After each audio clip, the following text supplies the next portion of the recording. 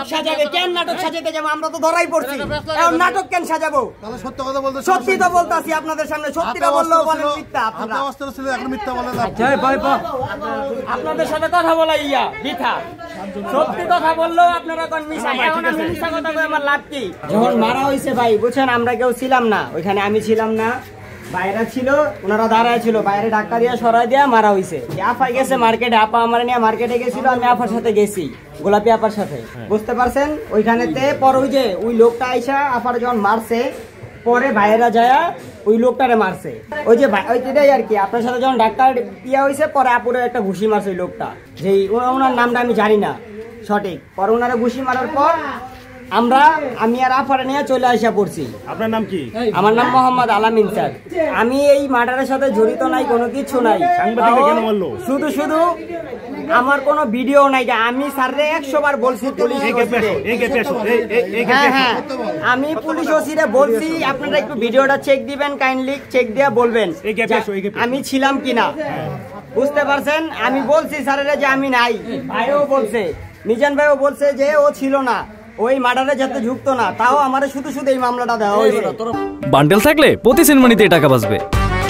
বিকাশ send money bundle কিনে জিতুন প্রতি লেনদেনে। বললে হবে ছিল না, সিসিটিভি ফুটেজে দেখা যাচ্ছে না। সিসিটিভি ফুটেজে আমি নাই। এই যে হাতে ছুরি নিয়ে মিজান দেখা যাচ্ছে না। ভাই ছিল, আমি তো সেটাই বলছি। মানে কি করে এখানে? ভাই মিজান ভাই ছিল, আমরা কেউ ছিলাম না যে মার্ডারের সময়। আমার নাম মোহাম্মদ আলামিন। আচ্ছা কে মারছে বল? মারছে মূলত আরিফ ভাই। আরিফ ভাই যে ওনার নেতৃত্বে আর কি, ওনার আরিফ ভাইয়ের নেতৃত্বে, হ্যাঁ আজহারি আছে না, যে হাজারি এখন নেতৃত্বে ভাইরা মূলত ওনারা অ্যাটাকটা করছে, বুঝতে পারছেন? উনি দেখাই দিছে, আরিফ ভাই দেখা দিছে যে পরে মারছে। গাজীপুরে বিশিষ্ট মানুষ দেশে ব্ল্যাক শাইনের ডাইনাত ওবামা হাতে এবং মমতাজ ও আরিফ এদের স্পটে বারবার প্রশাসনে ডিস্টার্ব করতো বিদায়, এই জন্য আমাদেরকে কিছু টাকা পয়সা দিয়ে মারতে বলে, কিন্তু আমরা মারতে না, আমাদের ভয় জাগায়। আরিফও ভয় জাগাইছে, জয়নাল হাজারিও ভয় জাগাইছে, মমতাজও ভয় জাগাইছে। পরে আমরা এই পরে গেছি, যাওয়ার পরে আমার হাত থেকে দাউড়া নিয়ে আমার ধাক্কা দিয়ে সরাই দিয়ে আরিফের নিজে ঘুমাইছে। সবকিছু হাত হলো ব্ল্যাক শাইনের, মমতাজের, আর হইলো জয়নাল হাজারি। তাদের নামে একাধিক মামলা, কয়েকটা মার্ডার মামলা আছে, অস্ত্র মামলা আছে, অস্ত্র ব্যবসি, ব্ল্যাক শাইন অস্ত্র ব্যবসি। আমি ছিলাম কিনা আমার হাতে, কিংবা কোনো অস্ত্র ছিল কিনা।